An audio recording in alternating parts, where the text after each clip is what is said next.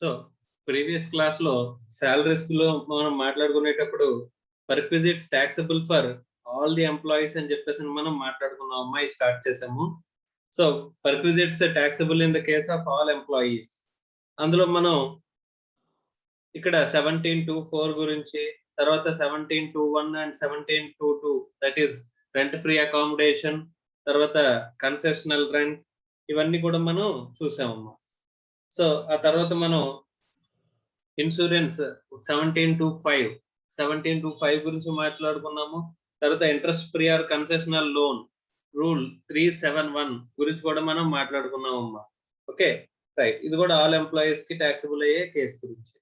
So ఇప్పుడు మనం next మాట్లాడుకోపోయేది travelling, touring and accommodation. Okay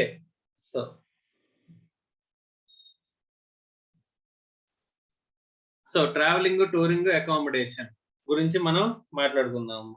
rule 372. So the value of the traveling, touring and stay and other expenses borne by the employer for any holiday availed by the employee or any member of his household shall be amount of expenditure incurred by the employer అని చెప్పేసి అని అంటున్నాడు. Okay so ఇక్కడ మనకి ఈ travelling, touring, stay, other expenses ఏదైనా సరే ఎంప్లాయీకి bear చేస్తున్నట్లయితే, ఎంప్లాయీ స్పెండ్ చేసే అమౌంట్ ఎంప్లాయర్ కనుక ఖర్చు పెడుతున్నట్లయితే దాన్ని పర్క్విజిట్ కింద తీసుకుని మనం టాక్సబుల్ చేయాలి అని చెప్పేసి అని చెప్తున్నారమ్మా. ఇక్కడ మన లీవ్ ట్రావెల్ కన్సెషన్ అని చెప్పేసి అని ట్రావెలింగ్ ఎక్స్పెండిచర్ కి మనం ఒక ఎగ్జంప్షన్ చూసామమ్మా 10(5) కి. సో ఇక్కడ ఏ ప్రొవిజన్ చెప్పినట్టు చూడమ్మా. This provision applies in respect of trips other than those which are exempt under section 10(5). 10(5) లో ఎగ్జంప్షన్ వచ్చినాయి కాకుండా మిగిలిన వాటికి ఇక్కడ టాక్సబిలిటీ గురించి చెప్తున్నాడమ్మా. ఒకవేళ ఆ ట్రిప్స్ కి అయితే కనుక మనకి అక్కడే టాక్సబిలిటీ అవుతుంది. అదర్ దాన్ దోస్ ట్రిప్స్ ఏమవుతుందమ్మా, ఇక్కడ మొత్తం టాక్సబుల్ అవుతుంది. మనం ఏ ఎక్స్పెండిచర్ ఇవ్వచ్చు అంటే travelling, touring, accommodation, other expense ఏదైనా ఇచ్చినా సరే అన్ని కూడా ఏమవుతున్నాయమ్మా, that is going to be included as a perquisite in the hands of the employee. Okay right. Next 10(5) read with rule 2B అన్నాడు. Right. If the facility is maintained by the employer and it is not available uniformly to all employees, the value of the benefit shall be taken to the value at which such facilities are offered by other agencies to the public అని చెప్పేసి అని అంటున్నాడమ్మా. Right sir, ఆడ ఏమన్నాడు sir, ఒకవేళ మనం మన business touring, travelling సంబంధించిన business అనుకోండి అమ్మా. అంటే మన ఓన్ ఫెసిలిటీ కనుక ఎంప్లాయరే తన ఓన్ ఫెసిలిటీ ప్రొవైడ్ చేస్తున్నాడు అనుకుంటే కనుక అందరు ఎంప్లాయీస్ కి ఒకేలా లేదు అని చెప్పేసి అనుకుంటే కనుక జనరల్ పబ్లిక్ కి అదర్ ఏజెన్సీస్ అంటే వీళ్ళు కాకుండా వీళ్ళ సిమిలర్ ఏజెన్సీస్, ఇలాంటి సిమిలర్ ఏజెన్సీస్ పబ్లిక్ కి ఎంతైతే వాల్యూ ప్రొవైడ్ చేస్తున్నారో ఆ వాల్యూని మనం వాల్యూ కింద తీసుకోమంటున్నాడు, వాల్యూ ఆఫ్ ది పర్క్విజిట్ కింద తీసుకోమంటున్నాడు అమ్మా. Okay right. Where the employee is on official tour and expenses incurred in respect of any member of his household accompanying him, the amount of expenditure so incurred shall be a perquisite. However, if the official tour is extended as a vacation, the value of the perquisite will be limited to the expenses incurred in relation to such extended period of stay or vacation అని చెప్పేసి చెప్తున్నాడమ్మా. Okay, employee official tour లో వెళ్తున్నాడు అంటే official tour మీద వెళ్ళాడు, expenses employer incur అయ్యాడు అంటే వాడు ఒక్కడే వెళ్తే సరిపోతుంది, కానీ వాడు మెంబర్ ఆఫ్ హౌస్ హోల్డ్ కూడా తీసుకెళ్లాడు అనుకోమ్మా, వాళ్ళకి సంబంధించిన ఎక్స్పెండిచర్ అనేది షల్ బి ట్రీటెడ్ యాజ్ పర్క్విజిట్ అంటున్నాడు. However if the official tour is extended as a vacation, అమ్మా మనం ఇప్పుడు సిమ్లాలో ఒక మీటింగ్ వెళ్ళానమ్మా, వెళ్ళిన తర్వాత ఒక 2 days మీటింగ్ ఉంది, ఆ తర్వాత ఇంకో 2 days నేను ఎక్స్ట్రా ఉన్నాను అనుకోమ్మా, ఆ ఎక్స్ట్రా నేను ఉన్న 2 days కి పర్క్విజిట్ వాల్యూ క్యాలిక్యులేట్ చేయమంటున్నాడు. సో అఫీషియల్ పర్పస్ కోసం వెళ్ళింది క్యాలిక్యులేట్ చేయొద్దు, ఎక్స్టెండెడ్ పీరియడ్ ఆఫ్ వెకేషన్ ఏదైతే ఉందో ఆ extended period of vacation for the stay ఏదైతే ఉంటుందో దాన్ని మనం వాల్యూ కింద కన్సిడర్ చేయండి అని చెప్పేసి చెప్తున్నాడు అమ్మా. ఓకే సో అది పర్క్విజిట్ వాల్యూ కింద తీసుకోవాలంట. టూరింగ్, ట్రావెలింగ్, అకామిడేషన్ ఇలాంటి ఎక్స్పెన్సెస్ ఏమి ఇంకర్ అయినా సరే మన ఎంప్లాయీకి కానీ మెంబర్ ఆఫ్ హౌస్ హోల్డ్ కానీ ఇచ్చినా సరే వాటన్నిటిని కూడా తీసుకెళ్ళి ఏం చేయమంటున్నాడమ్మా, టాక్సబుల్ చేసేయండి అని చెప్పేసి చెప్తున్నాడు. Okay right. Next free or concessional meal sir free or concessional meals అంటే ఏంటి సార్? అంటే నార్మల్ గా ఫ్రీ ఫుడ్ అనేది ప్రొవైడ్ చేశాడు అనుకోమ్మా ఎంప్లాయర్. సో దాని గురించి మనం పర్క్విజిట్ కింద ఎలా తీసుకుంటాం అనేది చెప్తున్నాడమ్మా. The value of the free meals and non-alcoholic beverages provided by the employer shall be amount of expenditure incurred by the employer.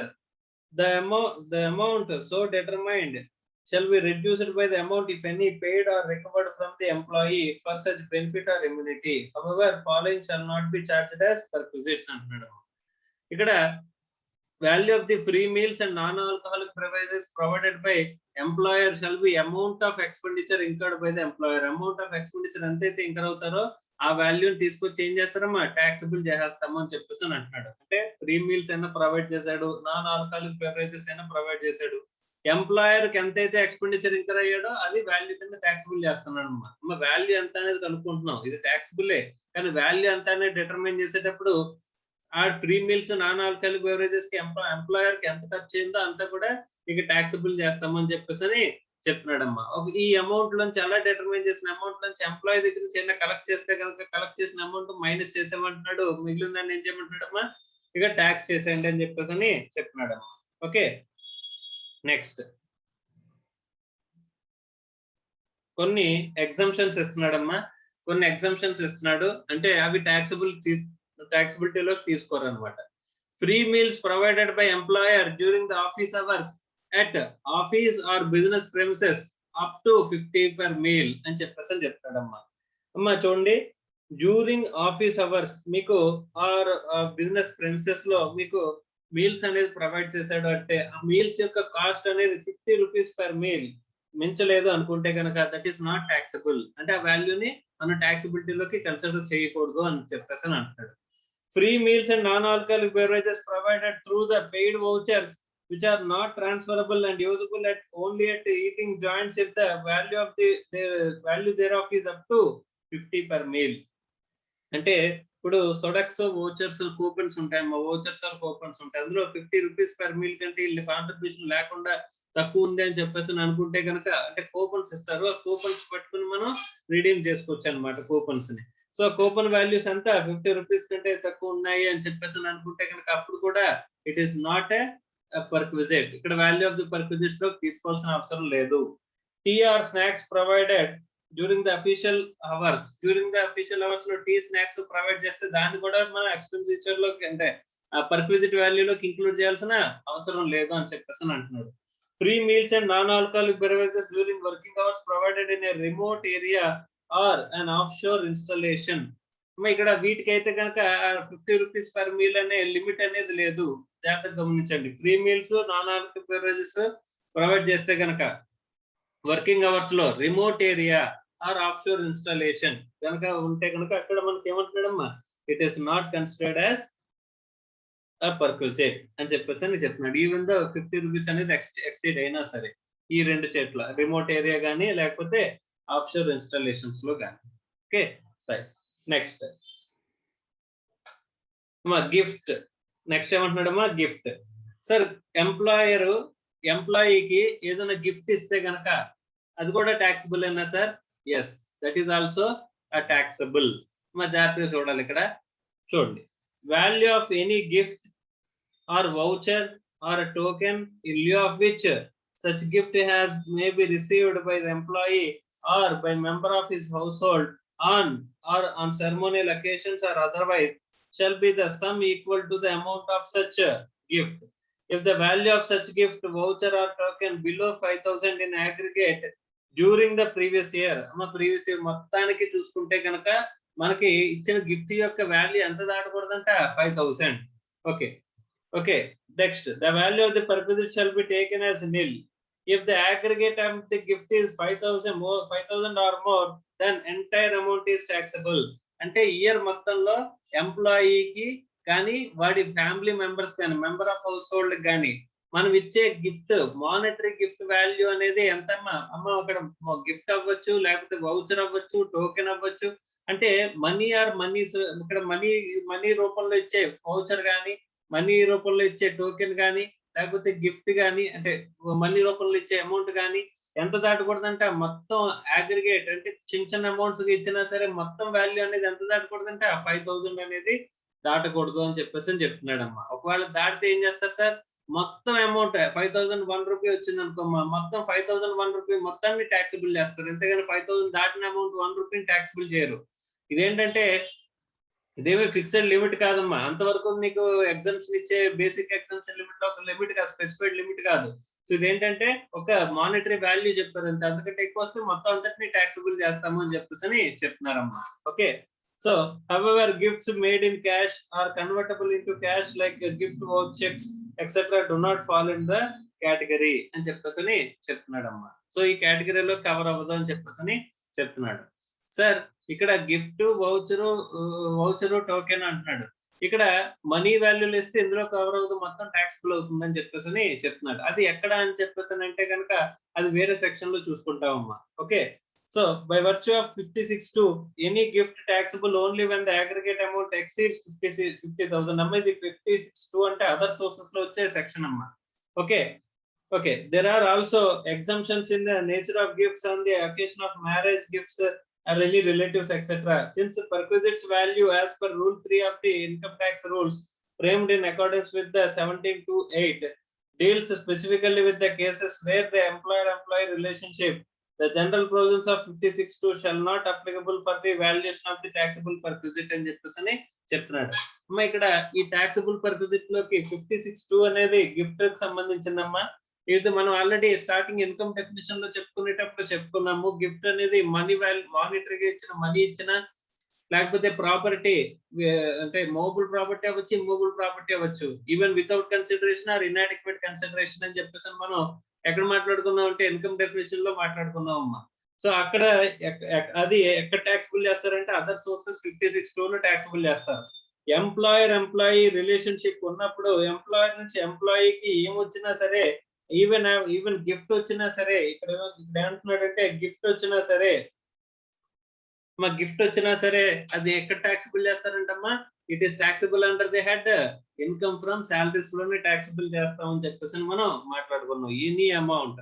So మనం ఎక్కడ కూడా అంటే 17(2)(1) లో కానీ 17(2)(2) లో కానీ కవర్ అవ్వలేదంటే అన్ని కూడా ఎందులో కవర్ అయిపోతాయి అనుకున్నాం, 17(3) లో కవర్ అయిపోతాయని చెప్పేసి మనం మాట్లాడుకున్నాం అమ్మా. Profit in lieu of salary గురించి. Okay. Next credit card expenses అని చెప్పేసి అంటున్నాడమ్మా. The amount of expenses including membership fee and annual fee incurred by the employer or any member of his household which are charged to a credit card, okay, provided by employer or otherwise paid or for or reimbursed by the employer shall be taken as the value of the perquisite chargeable to tax అని అంటున్నాడమ్మా. General గా credit card తీసుకున్నాం sir, annual membership fee పడుతుంది అంటే annual membership fee నేను పెట్టుకుంటాను, నువ్వు credit card తీసుకో అని చెప్పేసి నీ ఎంప్లాయర్ కనుక అన్నట్లయితే యాన్యువల్ మెంబర్షిప్ ఫీజు కానీ నీకు లేకపోతే ఏదైనా చార్జెస్ రీఎంబర్స్మెంట్ కానీ ముందు నువ్వు కట్టేస్తే తర్వాత నేను ఇస్తానని చెప్పి రీఎంబర్స్మెంట్ కింద కానీ ఇస్తున్నాడు అంటే కనుక ఎన్ని కూడా ఏమవుతాయంట, taxable అవుతాయంట, taxable perquisite.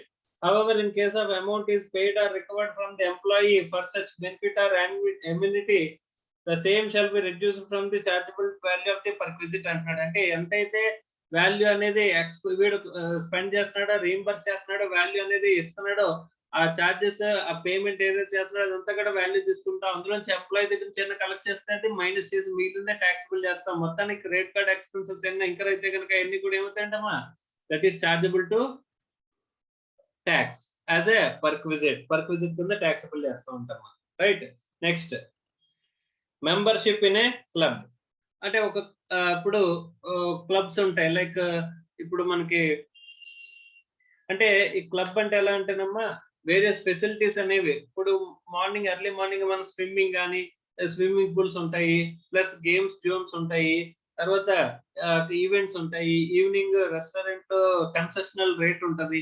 ఇది అంటే ఒక మెంబర్షిప్ తీసుకుంటే ఒక క్లబ్ లో ఉండే ఈవెంట్స్ అన్నిటిలోని మనకి తక్కువ ప్రైస్ చార్జ్ చేయడం కానీ, లేకపోతే బయట జనాలతో పోలిస్తే తక్కువ రేట్ చార్జ్ చేయడం కానీ, లేకపోతే ఫ్రీగా ప్రొవైడ్ చేయడం కానీ ఉంటాయి కొన్ని ఫెసిలిటీస్ అన్ని కూడా. సో అలాంటి క్లబ్ లో మనం మెంబర్ అయితే, ఇప్పుడు హాలికన్ టైమ్స్ ఉంది, హాలికన్ టైమ్స్ లో కనుక మనం మెంబర్షిప్ తీసుకుంటే ఇయర్లీ 30,000 ఎంత ఉంటదమ్మా. ఓకే. లేకపోతే లైఫ్ టైం అనుకుంటే 3 lakhs ఎంత ఉంటది. అక్కడ ఉన్న ఫెసిలిటీస్ లైక్ స్విమ్మింగ్ పూల్, లేకపోతే ఇక్కడ టెన్నిస్ కోర్టు, లేకపోతే అదర్ గేమ్స్ జోన్స్, ఇలాంటివన్నీ కూడా మనం అక్కడ రెస్టారెంట్ లో మనం కన్సెషనల్ కి మీల్స్ అంటే మొత్తం కన్సెషనల్ అంటే సమ్ అమౌంట్ వరకు వాళ్ళు పర్సంటేజ్ వరకు మనకి డిస్కౌంట్ అది ఇస్తారనమాట.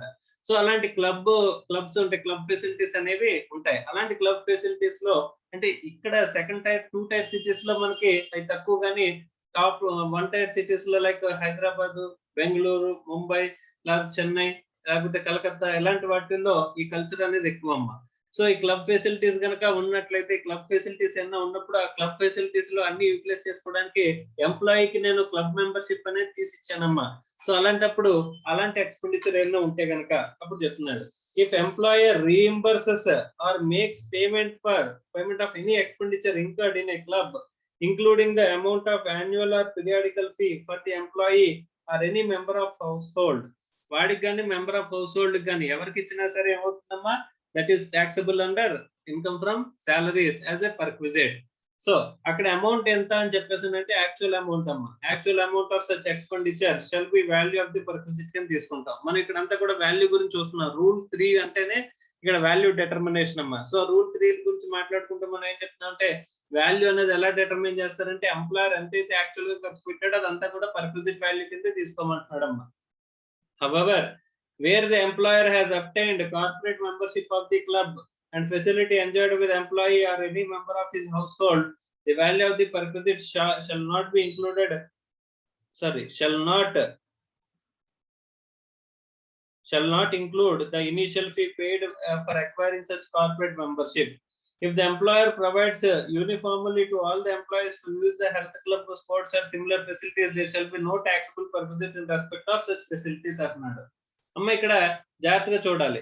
ఏంటంటే కనుక ఒక పర్టికులర్ ఎంప్లాయీకి నేను ఒక క్లబ్ లో మెంబర్షిప్ తీసి ఇచ్చాను అని చెప్పేసి అనుకుంటే అది పర్క్విజిట్ అవుతుందమ్మా.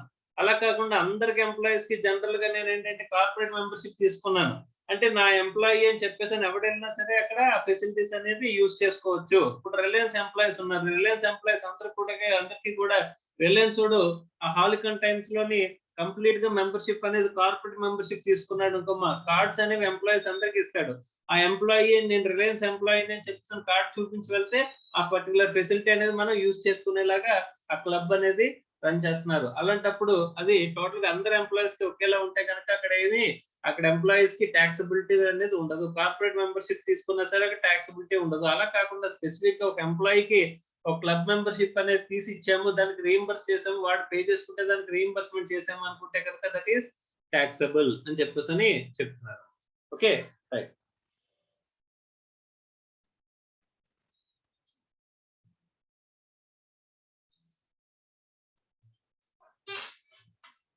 Next point of Shonama, however, in the case of both credit card and club facility, no sum shall be considered as perquisite if the expenditure incurred wholly exclusively for official purposes subject to the following condition. Complete details in respect of such expenditure are maintained by employer, in which way inter alia includes the date of expenditure and nature of expenditure, and the employer gives the certificate for such expenditure that the same was incurred wholly and exclusively for the performance of the official duties. అమ్మా అక్కడ credit card facilities కానీ club facility కానీ అది పూర్తిగా official purpose కోసమే నేను spend చేశాను అని చెప్పేసి ఆ date of expenditure, nature of expenditure చూపిస్తూ ఎంప్లాయర్ దగ్గర నుంచి ఒక సర్టిఫికేట్ కనుక తీసుకుంటే ఇదంతా కూడా ఎక్స్పెండిచర్ ఎవరి గురించి, సో ఎంప్లాయర్ గురించి సంబంధించిన ఎక్స్పెండిచరే, వాడు జస్ట్ రీయింబర్స్ చేశాడు అని చెప్పేసి కనుక మనం సర్టిఫికేట్ తీసుకున్నట్లయితే అక్కడ ఏమంటున్నాడమ్మా, that is not considered as a benefit, that is not considered as a perquisite అని చెప్పేసి చెప్తున్నాడు. ఈవెన్ దో రీయింబర్స్మెంట్ వచ్చినా సరే, సార్ నేను ఎంప్లాయీ ఇప్పుడు సపోజ్ దివాళీ ఫంక్షన్ జరుగుతుంది, దివాళీ కోసం మొత్తం మనం మొత్తం ఏంటంటే ఎంప్లాయీస్ అందరికి కూడా గిఫ్ట్లు ఇవ్వడానికి మనకి ఆన్లైన్ లో పర్చేజెస్ చేయమని చెప్పేసి నా ఎంప్లాయర్ చెప్పాడు. సో నా క్రెడిట్ కార్డ్ తో ఏదో ఆఫర్ ఉందని చెప్పేసి నా క్రెడిట్ కార్డ్ తో మొత్తం కూడా పర్చేజ్ చేయమని చెప్పేసి చెప్పాడు. సో క్రెడిట్ కార్డ్ తో నేను మొత్తం కూడా ఖర్చు పెట్టాను, ఆ డబ్బులు నాకు రీయింబర్స్మెంట్ ఇచ్చాడమ్మా. సో అలా రీయింబర్స్మెంట్ ఇచ్చినప్పుడు ఆ రీయింబర్స్మెంట్ అమౌంట్ అంతా కూడా నాకు ట్యాక్స్బుల్ అవుతుందా అంటే అవ్వదు. ఎందుకంటే అఫీషియల్ పర్పస్ కోసం ఎంప్లాయర్ రీయింబర్స్ చేస్తే కనుక అదంతా కూడా ఏమవుతుంది, అది not considered as perquisite. So even though credit card facilities కి సంబంధించిన క్రెడిట్ కార్డ్ రీయింబర్స్మెంట్స్ ఏమైనా వచ్చినా సరే అక్కడ expenditure, date of expenditure, nature of expenditure తో పాటుగా ఎంప్లాయర్ దగ్గర నుంచి నేను డబ్బులు నీకు ఫర్ ది రీఎంబర్స్మెంట్ ఇస్తున్నాను, ఆ గిఫ్ట్లన్నీ మేమే తీసుకుంటాము అని చెప్పేసి ఒక అండర్టేకింగ్ అనేది ఇస్తే అప్పుడు అది that will not be considered as perquisite అని చెప్పేసి చెప్తున్నారమ్మా. ఓకే, నెక్స్ట్ ఇంపార్టెంట్ ఆస్పెక్ట్ అమ్మా, usage of movable assets. Movable assets ని యూజ్ చేస్తే గనక అని చెప్పేసి మనం ఆల్రెడీ ఫర్నిష్డ్ అకామిడేషన్ గురించి మాట్లాడుకున్నప్పుడు అన్ఫర్నిష్డ్ అకామిడేషన్ వాల్యూ కనుక్కుని దానికి ఫర్నిచర్ వాల్యూని యాడ్ చేయమన్నాం. సో ఫర్నిచర్ వాల్యూని యాడ్ చేయమన్నప్పుడు ఏమన్నారంటే కనుక 10% ఆఫ్ ది ఒరిజినల్ కాస్ట్ అని చెప్పేసి మనకి మాట్లాడుకున్నాం. 10% of the original cost, WDV value కాదు, ఒరిజినల్ కాస్ట్ ఎప్పుడైతే ఉందో డిప్రిసియేషన్ తీసేసిన వాల్యూ కాదు మనం తీసుకోవాల్సింది. అక్కడ ఫర్నిచర్ అంటే యూటెన్సిల్స్ అన్ని వస్తాయని చెప్పేసి అనుకున్నాం. సో ఆ ఫర్నిచర్ వాల్యూలో 10% ఆఫ్ ది, ఒకవేళ ఓన్ ఫర్నిచర్ అయితే కనుక 10% of the furniture value original cost అనేది మనం తీసుకుని ఆ వాల్యూని యాడ్ చేయాలి అని చెప్పేసి మనం మాట్లాడుకున్నాం అమ్మా. సో అదే అక్కడ మనం ఫర్నిచర్ ని యూజ్ చేసుకోవడానికి ఇస్తే, అలాగే ఇక్కడ మూవబుల్ అసెట్స్ ని యూసేజ్ కోసం ఇస్తే జస్ట్ వాడుకుని ఇచ్చేయండి అని చెప్పేసి ఇస్తున్నాం అమ్మా. అలాంటి అసెట్స్ అయితే if any movable asset provided by employer is used by the employee or any member of household, 10% per annum of the actual cost of such asset owned or the amount of hire charges incurred by employer for the asset hired as reduced by amount paid or recovered from the employee అని చెప్పేసి చెప్తున్నాడు. So అక్కడ 10% of the assets ఎలా మాట్లాడుతున్నాడో అలాగే ఇక్కడ 10% of the furniture value original cost అలాగైతే మాట్లాడాడో ఇక్కడ కూడా 10% per annum of the actual cost, same thing. అంటే ఇక్కడ ఒకటేనమ్మా, యాక్చువల్ కాస్ట్ ఏదైతే ఉందో ఆ యాక్చువల్ కాస్ట్ తీసుకోమంటున్నాడు. ఒకవేళ అవి ఓన్డ్ అయితే కనుక, అలా సార్ ఇవి అసెట్స్ మన మూవబుల్ అసెట్స్ ఏవైతే ఉన్నాయో అవి ఓన్డ్ కాదు సార్, మనం ఏం చేసామంటే హైర్ కి తీసుకున్నాము, రెంట్ కి తీసుకున్నాము అంటే రెంటల్ చార్జెస్ యాడ్ చేసామంటున్నాడు అమ్మ పర్క్విజిట్ కింద. అందులోంచి మనం ఏదైనా ఎంప్లాయీ దగ్గర నుంచి కలెక్ట్ చేస్తే అమౌంట్ మైనస్ చేసి మిగిలిందానే వాల్యూ ఆఫ్ ది పర్క్విజిట్ కింద కన్సిడర్ చేయండి అని చెప్పేసి అని అంటున్నాడు. Next, however the usage of laptops and computers are exempt from the perquisite value in the hands of the employee అని చెప్పేసి చెప్తున్నాడు. మా జాగ్రత్తగా గుర్తుపెట్టుకోండి, ల్యాప్టాప్స్, కంప్యూటర్స్, ఈ ల్యాప్టాప్స్ కంప్యూటర్స్ మాత్రం ఎగ్జెంప్టెడ్ అమ్మా. యూసేజ్ ఉన్నా సరే not taxable as perquisite, not considered as perquisite, దాన్ని పర్క్విజిట్ కింద కన్సిడర్ చెయ్యము అని చెప్పేసి చెప్తున్నాడు. ఓకే, ఇంకొక విషయం, మోటార్ కార్స్ యూసేజ్ అమ్మా. ఇక్కడ usage of the movable asset ఈ పర్టికులర్ 377 లోంచి ఏమేమి ఎక్స్క్లూడ్ అవుతాయి అని చెప్పేసి అంటే ఇక్కడ ల్యాప్టాప్స్, కంప్యూటర్స్ ఈ రెండు కూడా ఎగ్జెంప్టెడ్. ఇంకొకటి ఉంది మోటార్ కార్. మోటార్ కార్ కి సంబంధించింది వేరే ప్రొవిజన్ ఉందమ్మా, another provision. So another provision ఉంది కాబట్టి ఇందులో కవర్ అవ్వదు. అంటే 377 లోకి మనకి ఏమేమి కవర్ అవ్వదు సార్ అని చెప్పేసి అంటే ల్యాప్టాప్స్, కంప్యూటర్స్, ఎందుకంటే రెండు కూడా ఎగ్జామ్టెడ్, నాట్ కన్సిడర్డ్ యాజ్ పర్క్విజిట్. వాటిని యూసేజ్ కి ఇచ్చినా సరే మనకి పర్క్విజిట్ కింద కన్సిడర్ చేయము అమ్మ. యూసేజ్ అంటే వాడుకుని ఇచ్చేయడానికి, అంటే ఎంప్లాయీ తీసుకెళ్ళొచ్చు, మళ్ళీ తీసుకొచ్చే, మళ్ళీ ఇది అల్టిమేట్ గా తీసుకొచ్చి ఇచ్చేయాలి. అంటే ఏదైనా ప్రోడక్ట్, ఏదైనా మూవబుల్ అసెట్ అనేది మనం ఎంప్లాయీకి ఇచ్చామో అది ఎంప్లాయీ వాడుకుని మళ్ళీ మనకి తిరిగి ఇచ్చేయాలి అల్టిమేట్ గా వెళ్ళిపోయేటప్పుడు కానీ ఎప్పుడైనా వాళ్ళు చెప్పినప్పుడు కానీ. సో అలా ఇచ్చేస్తుంటే కనుక అక్కడ usage of the movable assets కి సంబంధించింది పర్క్విజిట్ కింద కన్సిడర్ చేయలేనిది ఏంటంటే కనుక ల్యాప్టాప్స్, కంప్యూటర్స్ ని కన్సిడర్ చేయమంటాయి, ఇవన్నీ కూడా పర్క్విజిట్ కింద కన్సిడర్ చేయమని అన్నాడు. ఓకే, మరి motor car sir, motor car కి సపరేట్ ప్రొవిజన్ ఉంది కాబట్టి ఈ ప్రొవిజన్ లో ఇంక్లూడ్ చేయట్లేదు. Okay, right. సో ఇది ఇంపార్టెంట్ అమ్మా. నెక్స్ట్ సార్, ఒకవేళ మూవబుల్ అసెట్స్ ని డైరెక్ట్ గా ఎంప్లాయీకి అమ్మేస్తే, ట్రాన్స్ఫర్ చేసాం, అమ్మేసాం అంట సార్. ఈ అమ్మేస్తే ఏముంటుంది సార్ అంటే యాక్చువల్ గా చెప్పిన, అంటే మనకి ఎట్ పార్ వాల్యూకి అమ్మితే పర్లేదు, తక్కువకి అమ్మితే అంటే ఏ వాల్యూతో పోలిస్తే తక్కువ సార్ అంటే వాడు ఒక వాల్యూ చెప్తాడంటే ఆ వాల్యూతో పోలిస్తే అంతకంటే తక్కువ కనుక మనం సేల్ చేసినట్లయితే, ట్రాన్స్ఫర్ చేసినట్లయితే ఎంప్లాయీస్ కి, అదంతా కూడా ఏంటంటున్నాడమ్మా పర్క్విజిట్ వాల్యూ కింద కన్సిడర్ చేయమని చెప్పేసి చెప్తున్నాడమ్మా. చూడండి, transfer of movable assets. If the employer transfers any movable asset directly or indirectly to the employee or any member of his household the amount of perquisite in respect of such assets shall be determined as follows అని చెప్పేసి అంటున్నాడు. వాల్యూని ఎలా determine చేస్తామంటే కనుక 378 లో చెప్తున్నాడమ్మా. Rule 378 ఏమని చెప్తున్నట్టు చూడండి. మోటార్ కార్ అమ్మ, ఇందాక మోటార్ కార్ యూసేజ్ కి వేరే ప్రొవిజన్ ఉందన్నాం. యూసేజ్ కి ఇది ట్రాన్స్ఫర్. మోటార్ కార్ అమ్మేస్తే గనక ఎవరికి? ఎంప్లాయీకి అమ్మేసామంట. అక్కడ రేట్ ఆఫ్ డిప్రిసియేషన్ ఎంతమ్మా? 20% రేట్ ఆఫ్ డిప్రిసియేషన్ అంట. సో ఇది రెడ్యూసింగ్ బ్యాలెన్స్ మెథడ్ అమ్మా. ఇక్కడ చాలా జాగ్రత్తగా చూడాలి. డిప్రిసియేషన్ WDV ప్రకారం తీసేసి మనం వాల్యూ అనేది డిటర్మైన్ చేయాలంట. Okay right. ఇక్కడ main important, the rate of depreciation shall be charged for each completed year of usage అని చెప్పేసి అంటున్నాడమ్మా. ఇక్కడ వాల్యూ అనేది కొంచెం హార్డ్ గా క్యాలిక్యులేషన్ ఉంటది. ఇది కొంచెం జాగ్రత్తగా గుర్తు పెట్టుకోవాలి. ఎంత వాల్యూకి ట్రాన్స్ఫర్ చేశారు అనేది మనం ఇక్కడ చూసుకుంటే కనుక, అంటే దేంతో కంపేర్ చేసుకోవాలంటే వాల్యూ ఇక్కడ చెప్పినట్టు చూడమ్మా. ఇక్కడ completed years of usage, suppose నేను 1/7/2017 నేను ఒక కార్ కొన్నానంటమ్మా. ఓకే, ఆ కార్ ని నేను 31st May 2021 నేను ఏం చేశానంట? ఎంప్లాయీకి సేల్ చేశానంట. సేల్ ఎవరికి చేశానంట? ఎంప్లాయీకి సేల్ చేశానంట. అర్థమవుతుందా? ట్రాన్స్ఫర్ చేశాను. Or sale or transfer. Okay, for that I have charged 50,000 rupees. ఆ కార్ కి 50,000 రూపాయలు ఎంప్లాయీ దగ్గర నుంచి నేను చార్జ్ చేశానంట. Okay right sir. ఇక్కడ కార్ వాల్యూ ఎంత అని చెప్పేసానంటే, కార్ ని నేను ఒరిజినల్ గా కొన్నది 5 లక్షల కంటమ్మా. ఎంత కొన్నాను? 5 lakhs కి పర్చేజ్ చేశానంట.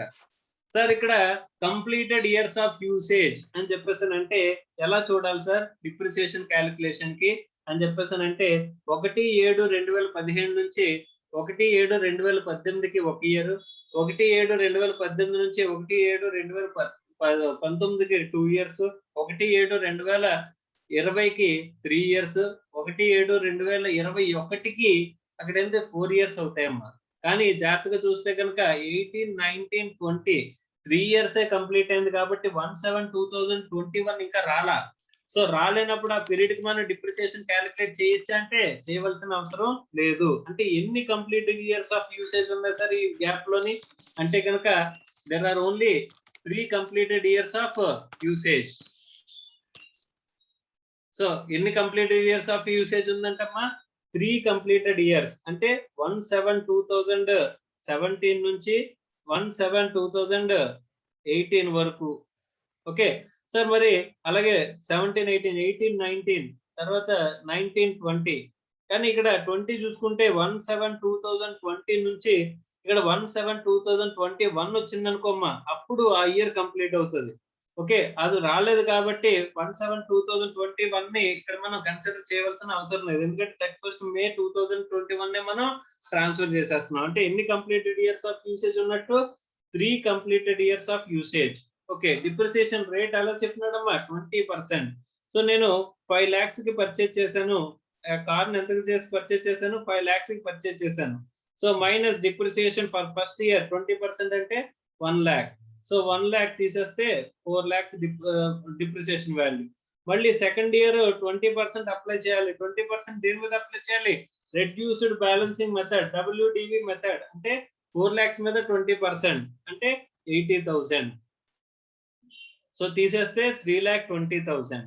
సో 3,20,000 లోంచి మళ్ళీ 20%, మళ్ళీ దేని మీద అప్లై చేయాలి? 20% అనేది 3,20,000 మీద మనం అప్లై చేయాలమ్మా. ఓకే, సో 3,20,000 ఇంటూ 20% అంటే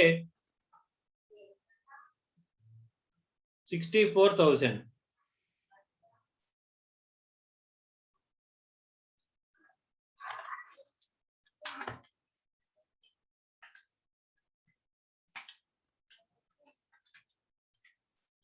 $2,56,000 అమ్మా. సో 2,56,000 3 year కంప్లీటెడ్ ఇయర్స్ కి డిప్రిసియేషన్ క్యాలిక్యులేట్ చేసిన తర్వాత వాల్యూ మనకి ఎంత వచ్చింది? 2,56,000. సో 2,56,000 వర్త్ ఆఫ్ వాల్యూని మనం ఎంతకి ఇచ్చేస్తున్నామంట? 50,000 కి ఇస్తున్నామంట. సో 2,56,000 మైనస్ 50,000 అంటే ఎంత కలెక్ట్ చేస్తున్నాం? 2,56,000 మైనస్ 2,56,000 మైనస్ ఎంప్లాయీస్ నుంచి కలెక్ట్ చేసేది 50,000 అంటే ఎంత 2,06,000 అనేది మనకి వాల్యూ ఆఫ్ ది పర్క్విజిట్ కింద మనం టాక్సబుల్ చేస్తాము అని చెప్పేసి చెప్తున్నాడమ్మా. ఇది వాల్యూ ఆఫ్ ది టాక్సబుల్ పర్క్విజిట్. ఇది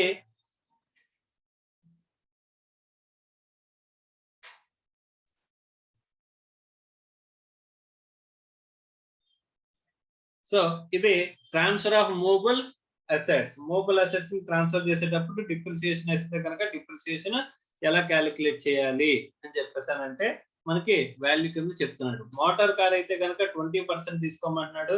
రెడ్యూస్డ్ బ్యాలెన్సింగ్ మెథడ్ అంటే WDV మెథడ్ క్యాలిక్యులేట్ చేయమంటున్నాడు అమ్మా. ఓకే, తర్వాత sir computers and electronic gadgets. Sir computers electronic gadgets మనం యూసేజ్ కి ఇస్తే నాట్ ట్యాక్సబుల్ అమ్మా. ట్రాన్స్ఫర్ చేసేస్తే ట్యాక్సబుల్. అక్కడ వాల్యూ ఎలా క్యాలిక్యులేట్ చేయమంటున్నాడు? మనం కొన్న వాల్యూ నుంచి డిప్రిసియేషన్ తీసుకుంటే వెళ్ళమంటున్నాడమ్మా. ఏ మెథడ్? WDV మెథడ్ చెప్తున్నాడు. మళ్ళీ ఇక్కడ ఎంత పర్సెంటేజ్? 50% అనేది డిప్రిసియేషన్ అనేది చేయమంటున్నాడమ్మా.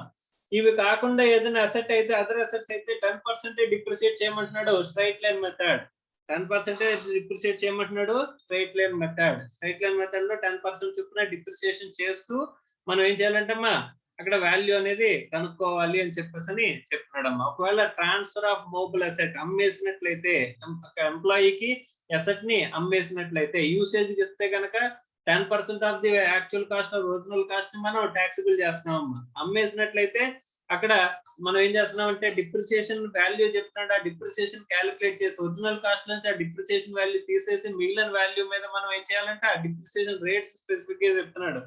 మోటార్ కార్ అయితే కనుక 20% of the reducing balance method. Computers and electronic gadgets 50% of the reducing balance method. Other assets 10% of the straight line method లో మనం డిప్రిసియేషన్ తీసేసి మిగిలింది మనం క్యాలిక్యులేట్ చేస్తామని చెప్పేసి చెప్తున్నాడు. సో రేట్ ఆఫ్ డిప్రిసియేషన్ అనేది ఎలా చార్జ్ చేయాలంటే కంప్లీటెడ్ ఇయర్స్ ఆఫ్ యూసేజ్ అన్నాడు. ఏ రోజున మనం కొన్నామో అప్పటి నుంచి మనకి కంప్లీటెడ్ ఇయర్ అంటే ఆ రోజు నుంచి 1 ఇయర్ కంప్లీట్ అయిన డేట్ చూసుకుంటా వెళ్ళాలమ్మా. ప్రతి అసెట్ కి మనం జాగ్రత్తగా మనం పర్చేస్ డేట్ దగ్గర నుంచి ఈ number of years of completed years of usage అనేది జాగ్రత్తగా మనం క్యాలిక్యులేట్ చేసుకుంటూ రావాలి అని చెప్పేసి చెప్తున్నాడమ్మా. Okay, right. CBDT circular number 15 dated 12/12/2001 has clarified that electronic gadgets for this purpose means data storage and handling devices like computer, digital diaries, printers. They do not include household appliances like washing machine, microwaves. ఇవన్నీ include అవ్వవమ్మా. మనకి furniture అని చెప్పేసి ఆ specific గా rent free accommodation లో, furniture accommodation లోనే మొత్తం అన్ని ఇంక్లూడ్ అవుతాయి.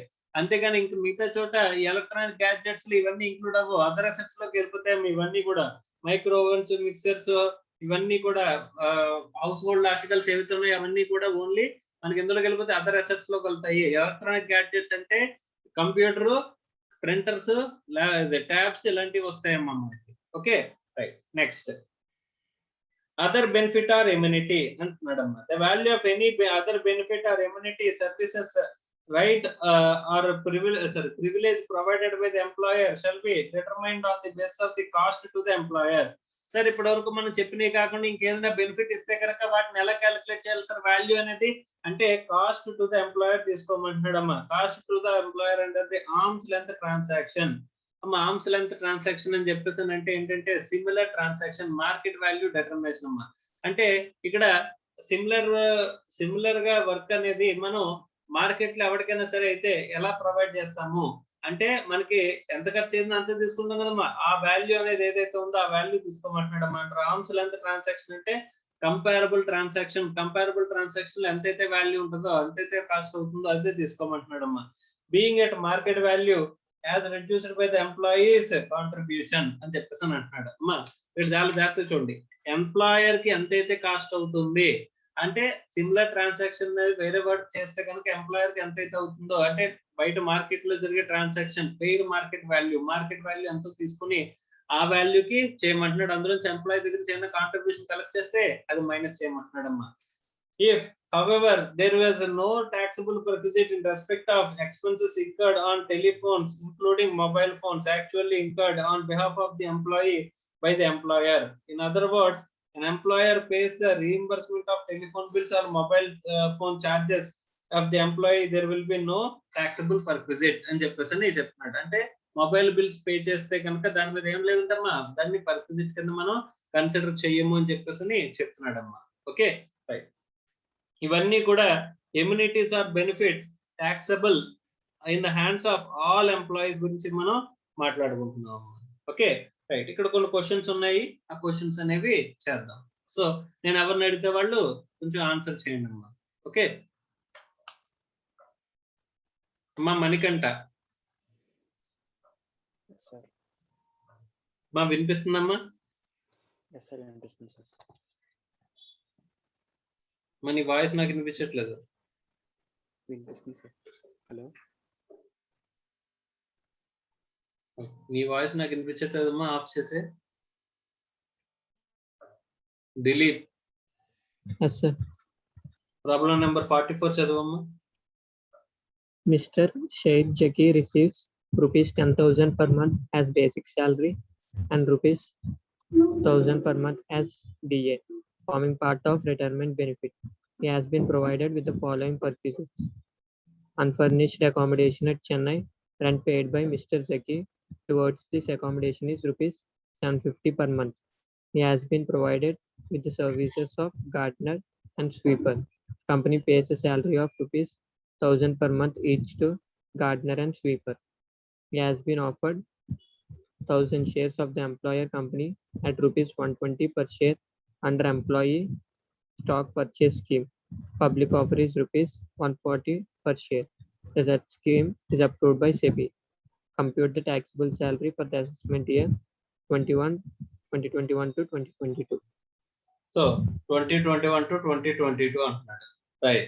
సో ఇప్పుడు ఇక్కడ బెనిఫిట్స్ అంటే ఏమున్నాయమ్మా, పర్క్విజిట్స్ అంటే ఏమున్నాయి? ఫస్ట్ శాలరీ చెప్పాడు. ఇది ఏమడిగా టోటల్ అడిగింది ఏంటి? కంప్లీట్ ట్యాక్సబుల్ శాలరీ అన్నాడు. ట్యాక్సబుల్ శాలరీ అంటే అన్ని వస్తాయి. సో బేసిక్ శాలరీ ఎంత? 10,000 అంటే 1,20,000 ఇయర్ కి, అంతే కదా? Yes, sir.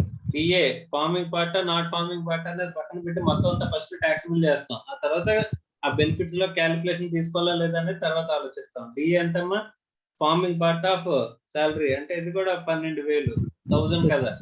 తర్వాత అన్ఫర్నిష్డ్ అకామిడేషన్ అంటే ఫస్ట్ స్టెప్ 1 ఒకటే సరిపోద్ది మనకి ఇక్కడ, అంతే కదా? మరి రెంట్ ఫ్రీ అకామిడేషన్ కదా ఇది.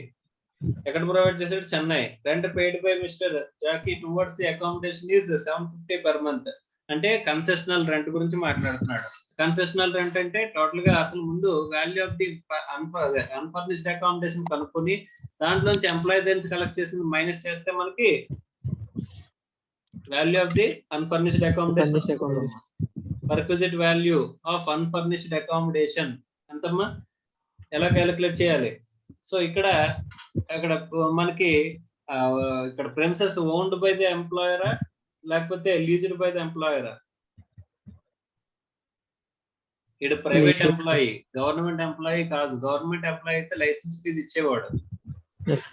లైసెన్స్ ఫీజు ఇవ్వలేదు కాబట్టి ప్రైవేట్ ఎంప్లాయీ అని అర్థం. నాన్ గవర్నమెంట్ ఎంప్లాయీకి ఈడు ఇంకేం చెప్పాలమ్మా? నాన్ గవర్నమెంట్ ఎంప్లాయీలో అడిగి ఇస్తుంది ఓన్డ్ అకామిడేషన్ లీజ్డ్ అకామిడేషన్ చెప్పాలి. లీజ్డ్ అకామిడేషన్ అయితే లీజ్డ్ అని చెప్పాలి. చెప్పలేదంటే అదేంటి? ఓన్డ్ అకామిడేషన్ అని చెప్పేసి మనం ఏం తీసుకుంటాం? అజంప్షన్ తీసుకుంటాం. ఇక్కడ చెన్నై అంటే పాపులేషన్ మోర్ దాన్ 25 lakhs, అంతే కదమ్మా? సో అలాంటప్పుడు అక్కడ పాపులేషన్ కూడా తెలియలేదనుకో, అప్పుడు సపోజ్ ఏదో పేరు చెప్పాడు, ఏదో ఊరి పేరు చెప్పాడు, అక్కడ పాపులేషన్ తెలియలేదనుకో, అప్పుడు మనం ఏం చేయాలి? ఆన్సర్ అజంప్షన్ పెట్టి రాయాలమ్మా. It is assumed that the population of the particular city, ఏదైతే ఇక్కడ చెన్నై అని చెప్పాడు కాబట్టి మోర్ దాన్ 25 lakhs తెలుసు. ఒకవేళ చెన్నై అనలేదనుకో, వేరే ప్లేస్ ఏదో చెప్పాడు, ఇండియాలో ఏదో ప్లేస్ చెప్పాడు, మనకు తెలియని నోట్ జరగని పేరు ఏదో చెప్పాడు. అలాంటప్పుడు it is assumed that the population is below 10 lakhs, 10 to 25 lakhs, more than 25 lakhs అని చెప్పి మనం ఒక అజంప్షన్ రాసుకుంటాం అనమాట. ఎంత? 15% ఆఫ్ శాలరీ. 15% ఆఫ్ శాలరీ అంటే శాలరీ ఫర్ దిస్ పర్పస్ ఏముంటాయమ్మా? అన్ని ఇంక్లూడ్ అవుతాయి కానీ కొన్ని ఎక్స్క్లూడ్ అవుతాయి. DA not forming part of salary, exempted and section 10, ఇవన్నీ కూడా మనకి పర్క్విజిట్స్, ఇవన్నీ కూడా ట్యాక్సబుల్ కావు. సో ఇంక్లూడ్ అవ్వవు. సో ఇక్కడ మనకు చెప్పినవన్నీ కూడా పర్క్విజిట్సే కాబట్టి other than perquisites basic salary plus DA 2 చెప్పాడమ్మా. అంతేనమ్మా? So Yes, sir. కాబట్టి ఇక్కడ బేసిక్ సాలరీ ప్లస్ డిఏ మిగతా అన్ని కూడా పర్క్విజిట్స్ ని వాల్యూలోకి ఇంక్లూడ్ చేయమంటే చెయ్యము. సో కాబట్టి ఇక్కడ 15% ఆఫ్ సాలరీ అంటే 1,20,000 ప్లస్ 12,000 అంటే 32,000. 1,32,000 ఇంటూ 15% అంటే 19,800. అందులోంచి ఎంప్లాయీ దగ్గర నుంచి ఎంత కలెక్ట్ చేస్తున్నారు? 750 పర్ మంత్ కలెక్ట్ చేస్తున్నారు. అంటే ఎంత కలెక్ట్ చేస్తున్నారు? 9,000 కలెక్ట్ చేస్తున్నారు. సో కాబట్టి ఎంత అవుతుంది? పర్క్విజిట్ 19,800 minus 9,000. 10,800. So 10,800. Okay right. Yes. తర్వాత ఇంకేమున్నాయమ్మా perquisites? He has been provided with a service of the gardener and sweeper. Company pays a salary of 1,000 per month to each gardener and sweeper. Gardener కి sweeper కి pay చేస్తున్నారంటే ఎవరు pay చేస్తున్నారమ్మా? Companies. Company pay Employers. చేస్తుందా? సో company pay చేస్తున్నప్పుడు ఇక్కడ ఇది వీడు స్పెసిఫైడ్ ఎంప్లాయీ అవుతాడా లేకపోతే నాన్ స్పెసిఫైడ్ ఎంప్లాయీ అవుతాడా? అమ్మ ఇక్కడ ఎవరు ఎంప్లాయ్మెంట్ లో తీసుకున్నారు గార్డెనర్ అండ్ స్వీపర్ ని? Employer provide చేసేది. ఎంప్లాయర్ ప్రొవైడ్ చేశాడు. అదంటే 17(2)(3) లోకి వస్తుందా 17(2)(4) లోకి వస్తుందా? 17,2,3 sir. 17(2)(3) ఎందుకంటే గనక ఎంప్లాయ్ చేశాడు వాళ్ళని, గార్డెనర్ ని స్వీపర్ ని జస్ట్ ఫెసిలిటీ అనేది ప్రొవైడ్ చేశాడు. అలాంటప్పుడు ఎవరి చేతిలో ట్యాక్సిబుల్ అవుతుంది? స్పెసిఫైడ్ ఎంప్లాయీ చేతిలో మాత్రమే ట్యాక్సిబుల్ అయ్యే కేసు అమ్మ ఇది. అంతేనా? Yes, sir. 17(2)(3 అంటే స్పెసిఫైడ్ ఎంప్లాయీ చేతిలో ట్యాక్సిబుల్ అయ్యే కేసు. సో అలాంటప్పుడు వీడు స్పెసిఫైడ్ ఎంప్లాయీయే కాదా? Specified sir. ఎందుకు వస్తుంది specified? More than 50,000 sir. More than 50,000 వచ్చింది కాబట్టి స్పెసిఫైడ్ ఎంప్లాయీ అయిపోతాడు. సో గార్డెనర్ అండ్ స్వీపర్ ఎంతమ్మా వీళ్ళ సాలరీ? 12,000 sir. 1,000 ఇంటూ 12 ఇంటూ ఎంతమంది? ఇద్దరు. సో కాబట్టి 24,000 అంతే కదమ్మా. Yes, sir. Next he has been offered 1,000 shares of the employer company at 120 per share. బయట మార్కెట్ లో ఎంత ఉన్నాయి? పబ్లిక్ ఆఫర్ 140 ఉన్నదని 120 కి ఇస్తున్నారంట వాడికి. Yes, sir. అంటే ఎంత బెనిఫిట్ ఇస్తున్నారమ్మా? 20 రూపీస్ బెనిఫిట్ ఇస్తున్నారు. బయట మార్కెట్ లో 140 రూపాయలు ఉన్న షేర్ ని వీడికి 120 రూపాయలకి ఇస్తున్నారు. స్వెట్ ఈక్విటీ షేర్స్ అమ్మా. స్వెట్ ఈక్విటీ షేర్స్ లో వాల్యూ అనేది ఎలా కనుక్కుంటాం? బయట మార్కెట్ లో వాల్యూ ఆఫ్ ది షేర్ ఎంతైతే ఉందో అది తీసుకుంటాం, మళ్ళీ మనకి ఎంతైతే వాల్యూ ఆఫ్ ది షేర్ మనం కలెక్ట్ చేస్తున్నా తీసుకుంటాం. రెండింటికి డిఫరెన్సే కదా. Yes, sir. సో ఎంతమ్మా? 20,000 sir. So 20,000. So 20 into employees of 20 into 1,000 1,000 షేర్సే కదమ్మా. Yes, sir. 20,000. ఓకే అంతే కదా. టోటల్ గా ఇంకా టోటల్ వేస్తే ఎంతమ్మా? 1,86,800 అంతే కదా. Yes, sir. సో అందులోంచి మనకి స్టాండర్డ్ ట్యాక్సబుల్ శాలరీ అడిగాడు. మనకు గ్రాస్ శాలరీ అడిగితే ఇక్కడతో ఆపేసేవాళ్ళం. గ్రాస్ శాలరీ అడిగితే ఇక్కడతో ఆపేసేవాళ్ళం. కానీ గ్రాస్ శాలరీ అడగలేదు. ఏమడిగాడు? ట్యాక్సబుల్ శాలరీ అడిగాడు. కాబట్టి deductions under 16 under section 16(1)(a) లో మనకి స్టాండర్డ్ డిడక్షన్ ఉంది. 2, 3 ఇక్కడ అప్లికబుల్ అవుతాయా? ఎంటర్టైన్మెంట్ అలవెన్స్ గురించి చెప్పలేదు. అందులో గవర్నమెంట్ ఎంప్లాయీ కాదు. సో సెకండ్ ఏంటమ్మా? Professional tax కూడా లేదు. ప్రొఫెషనల్ ట్యాక్స్ గురించి కూడా ఏం చెప్పలేదు. కాబట్టి 1A ఒకటే వస్తుంది. Standard deduction or adhoc deduction. Standard deduction అంతా 50,000 50,000. తీసేస్తే 1,36,800. అర్థమైందా? Yes, sir. సో ఇంకేమైనా డౌట్ ఉన్నాయమ్మా పర్క్విజిట్స్ లోని? Yes, sir.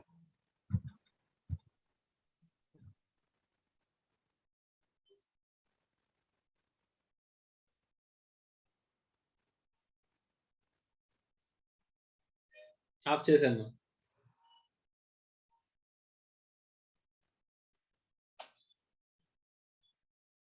Next Ramya. Sir. వినిపిస్తుందమ్మా? Yes sir. అర్థమవుతుందమ్మా? అర్థమైంది సార్. ఏం డౌట్లు లేవు కదా? లేవు సార్. ప్రాబ్లం నెంబర్ 47 చదవమ్మా. Yes, sir. Mr. Ragraj is employed with Borka Power Corporation Limited as General Manager, Finance on a monthly salary of rupees 26,000. He has been provided with the following perquisites.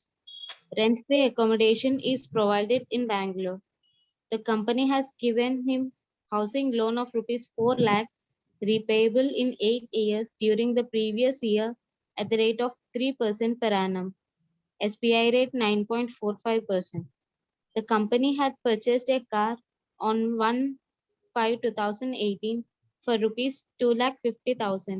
This car is sold to Mr. Raghuraj on 1/7/2020 for rupees 1,20,000. He made Diwali purchases for office gifts amounting to rupees 19,000 on his credit card. This amount, along with the annual fee of rupees 1,500, was paid by the company. He was allowed to use the video camera and laptop belonging to the company. The company had purchased these assets for rupees 40,000 and rupees 2 lakhs respectively. Loan taken from RPF maintained by the employer rupees 20,000. Compute taxable salary of Mr. Raghuraj for the assessment year 2021-22. So 21-22 కి estimated 21-22 కి taxable salary అడిగాడు. So ఇందులో బోల్డ్ benefits అనేవి చెప్తున్నాడమ్మా. Okay, so వీడు ఒక private కంపెనీలో general manager గా పనిచేస్తున్నాడంట. For monthly salary of 26,000. He has been provided with the following purposes. ఏమేమి ఇచ్చారు, అసలు వీడికి టాక్సబుల్ ఏమేమి అవుతాయి ఒకసారి చూద్దామమ్మా. Yes, sir. Right, first taxable salary కట్టేటప్పుడు బేసిక్ శాలరీ అని చెప్పాడు. 26,000 per month, sir. So basic salary 26,000 into 12 అంటే ఎంతమ్మా? 3,12,000, sir. 3,12,000. ఓకే, నెక్స్ట్ ఏం చెప్పాడు? Rent free accommodation Rent in free Bengaluru. accommodation in so Bangalore. Rent free accommodation అంటే ఇది perquisites లోకి వస్తుంది కదమ్మా. Yes, sir. సో పర్క్విజిట్స్ లోకి వస్తుంది కాబట్టి రెంట్ ఫ్రీ అకామిడేషన్ అంటే మనకి 17-1. 1. ఎంప్లాయీ దేని చేత కలెక్ట్ చేస్తున్నట్టు చెప్పాడా? కలెక్ట్ చేస్తున్నట్టు చెప్తే లేదు, sir. 17-2 లోకి వస్తుంది కన్సెషనల్ రెంట్. సో ఏమి చెప్పలేదు కాబట్టి 17-1. Yes, sir. Rent free accommodation value అనేది ఇక్కడ కనుక్కునేటప్పుడు వీడు ఓన్డ్ ప్రిమిసెస్ లేకపోతే లీజ్డ్ ప్రిమిసెస్ అంటే ఏమన్నా తీసుకోగలమా? ఇక్కడ లీజ్డ్ ప్రిమిసెస్ అయితే రెంట్ చెప్పాలి. రెంట్ చెప్పలేదు కాబట్టి ఇది ఓన్ ప్రిమిసెస్ అనే తీసుకుంటామమ్మా. Yes, sir. So own premises అయితే ఇక్కడ బెంగళూరు అన్నాడు కాబట్టి Bengaluru population more than 25 lakhs. 25 lakhs. So కాబట్టి ఎంత 15% of salary. 15% of salary, sir. Salary అంటే ఏంటి? Basic salary, DA అన్ని ఉంటాయి సార్. కొన్ని exclusions శాలరీ ఇంక్లూడ్ అవ్వదు అంటే కొన్ని ఎక్స్క్లూడ్ అవుతాయి. అందులోంచి పర్క్విజిట్స్ వాల్యూ అనేది ఏం చేస్తాం? ఎక్స్క్లూడ్ చేస్తాం. ఇక్కడ మనకి ఈ బేసిక్ శాలరీ కాకుండా మిగిలిన అన్ని కూడా ఎందులో కవర్ అవుతున్నాయమ్మా? perquisites, sir. సో కాబట్టి సో అక్కడ మనం డైరెక్ట్ గా బేసిక్ శాలరీ మీదే రెంట్ ఫ్రీ అకామిడేషన్ వాల్యూ కనుక్కోవచ్చు, అవునా? Yes, sir. So 3,12,000 into 15%. అంటే ఎంతమ్మా? 46,800, sir. ఓకే, తర్వాత first rent free accommodation Housing. Perquisite value complete అయిన తర్వాత company has given him housing loan of 4 lakhs repayable in 8 years. Okay, so during the previous year 3% per annum అని చెప్పేసి అంటున్నాడు. 3% per annum మనం interest ఇస్తున్నామంట. అంటే SBI rate ఇచ్చాడు. SBI rate as on which rate అమ్మ ఇది? ఏ పర్పస్ కోసం rate ఇచ్చి ఉంటాడు? It is assumed that SBI has given for housing loan purpose. మా హౌసింగ్ పర్పస్ కి హౌసింగ్ లోన్ కి ఎస్బీఐ ఏ రోజున్న రేట్ కి? As on first day of the previous year అంటే 1/4/2020 కి యాజ్ ఆన్ 1/4/2020 కి హౌసింగ్ లోన్ కి పర్పస్ కి ఎస్బీఐ లెండింగ్ రేట్ ఎంత తీసుకుంటున్నాం? 9.45%. ఇది మన అజంప్షన్ లో రాయాలమ్మా. It is assumed that for the housing loan purposes SBI as on first day of the previous year 1/4/2020 నాడు మనకి ఇంట్రెస్ట్ ఎంత చార్జ్ చేస్తుందంట? 9.45% చార్జ్ చేస్తుందని అస్యూమ్ చేస్తున్నాము అని చెప్పేసి రాయాలమ్మా. ఎందుకంటే అక్కడ మనకి as on first day of the previous year కొన్న రేట్ తీసుకోవాలన్న విషయం మనకు తెలుసు అని చెప్పేసి నాకు చూపించుకోవాలి. ఓకే, సో ఇదే నోట్స్ లో రాయాలమ్మా. రైట్, ఎస్బీఐ రేట్ అంతా 9.45, మనం చార్జ్ చేస్తుంది ఎంత? 3%. 3%, sir. మనకి బెనిఫిట్ వాల్యూ ఎంత? 6.45%, sir. So interest on loan ఇది పర్క్విజిట్ ఎంతమ్మా? 6.45%. కానీ 6.45% మీద దేని మీద క్యాలిక్యులేట్ చేయాలి? 4 lakhs. 4 lakhs మీద క్యాలిక్యులేట్ చేయాలి, అంతే కదమ్మా? కానీ Yes, sir. 4 lakhs నుంచి మనకి ఎంత అనేది ఇక్కడ తీసుకుంటున్నాడమ్మా, ఎంత వాల్యూ అనేది ఇస్తున్నాడమ్మా? అంటే ఎంత రీపేబుల్ అయినా రీపేమెంట్ అయినా చెప్పాడా? Repayable in 8 years, sir.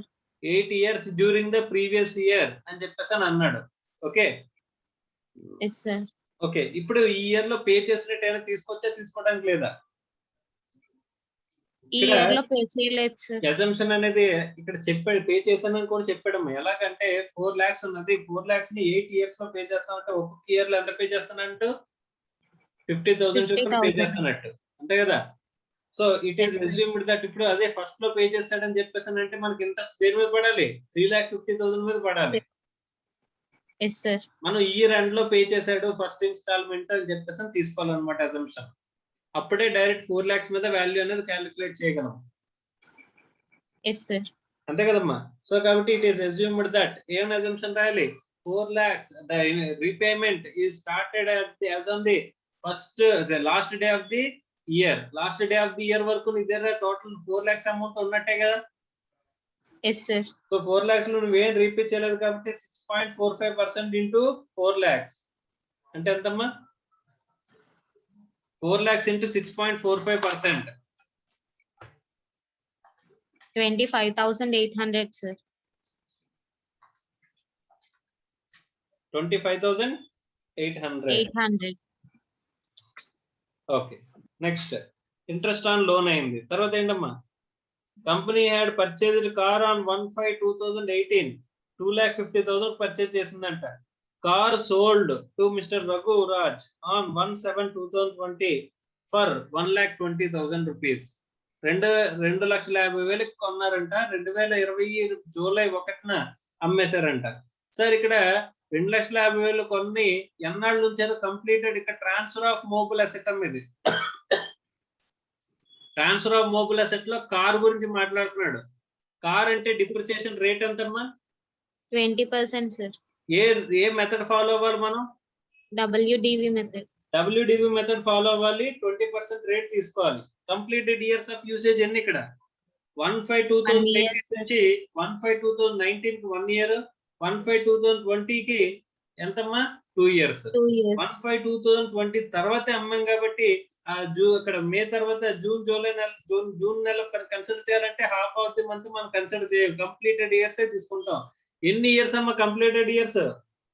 2 years sir. 2 years. 2 years కాబట్టి డిప్రిసియేషన్ ఎలా క్యాలిక్యులేట్ చేయాలి? 2,50,000 మైనస్ 20% డిప్రిసియేషన్ అంటే ఎంతమ్మా?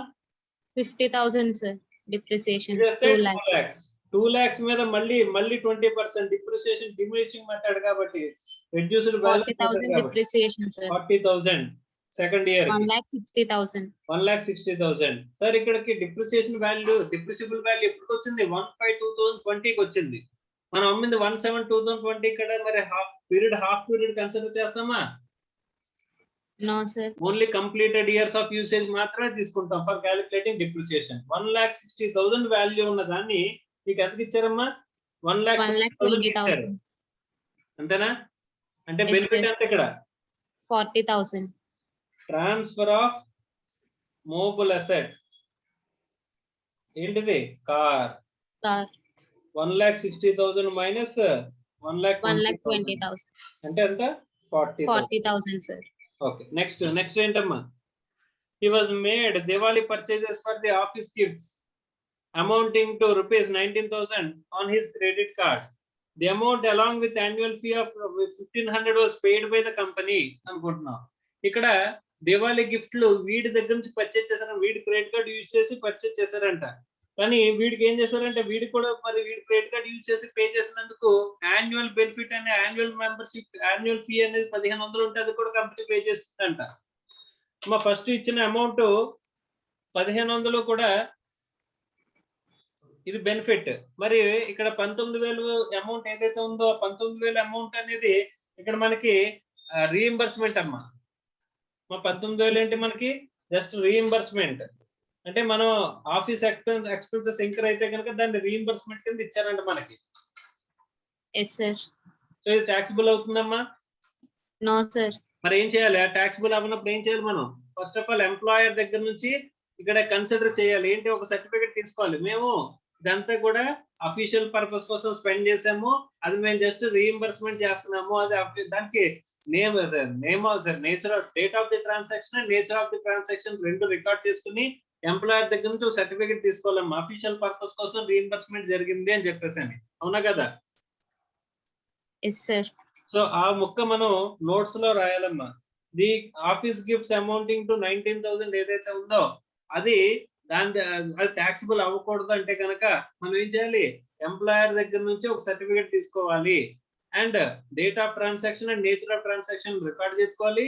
అదే మెన్షన్ చేస్తూ ఇది రీఇంబర్స్మెంట్ అని చెప్పేసి అని ఎంప్లాయర్ దగ్గర నుంచి ఒక సర్టిఫికేట్ అనేది తీసుకోవాలి అన్న ముక్క మనం ఎక్కడ రాయాలమ్మా? నోట్స్ లో రాయాలమ్మా. అప్పుడు మాత్రమే 19,000 అనేది not taxable. Is it clear or not? Yes, sir. So it is assumed that employee has collected such certificate. Employee అనేవాడు ఆ సర్టిఫికేట్ అనేది ఎంప్లాయర్ దగ్గర నుంచి కలెక్ట్ చేశాడని చెప్పేసి మన అసంప్షన్ తీసుకుంటున్నట్టు అమ్మా. అర్థమైందా? అర్థమైంది, sir. సో నెక్స్ట్ ఇప్పుడు taxable వాల్యూ అంటే ఇందులోని 1,500. Annual fee 1,500 is taxable perquisite. And ఇంకా 19,000 కి ఏం రాయాలి? అసంప్షన్ అనేది రాయాలి. Yes, sir. రైట్. తర్వాత he was allowed to use the video camera and laptop belongs to the company. అమ్మా యూసేజ్ ఆఫ్ అసెట్ ఏమి ఇచ్చాడమ్మా? యూసేజ్ ఆఫ్ అసెట్ ఇచ్చాడమ్మా. Yes, sir. Usage of asset ఇస్తే యూసేజ్ ఆఫ్ అసెట్ కి మనం provisions ఏమున్నాయమ్మా? Perquisites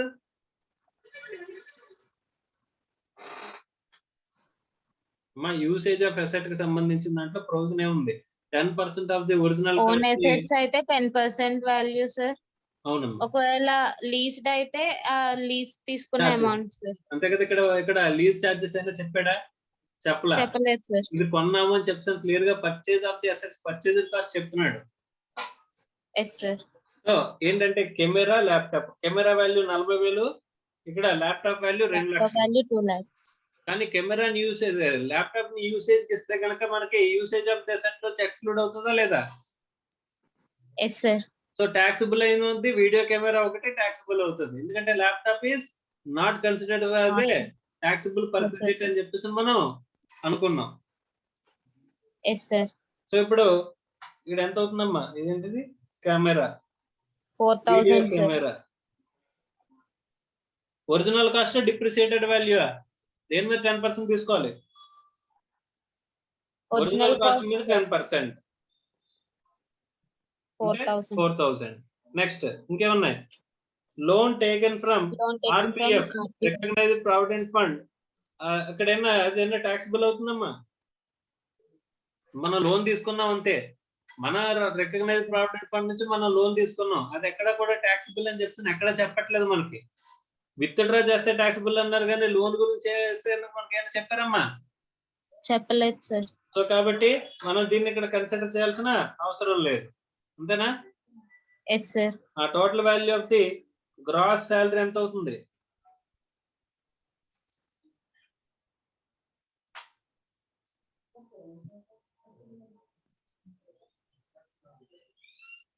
ఇక్కడ చెప్తున్న 4,30,100 వస్తుంది. 4,30,100, సార్. 4,30,100 లెస్ ఇక్కడ మనకి డిడక్షన్స్ అండర్ సెక్షన్ 16 లో 1A standard deduction or ad hoc deduction ఎంతమ్మా? 50,000. 50,000, సార్. ఎంటర్టైన్మెంట్ అలవెన్స్ ఏమన్నా ఉందా? No, sir. Perquisites professional tax ఏమి ఇవ్వలేదు, సార్. సో కాబట్టి తీసేస్తే ఎంత అవుతుంది? 3,80,100, సార్. 3,80,100. ఓకే. Yes, sir. వచ్చిందమ్మా? Right.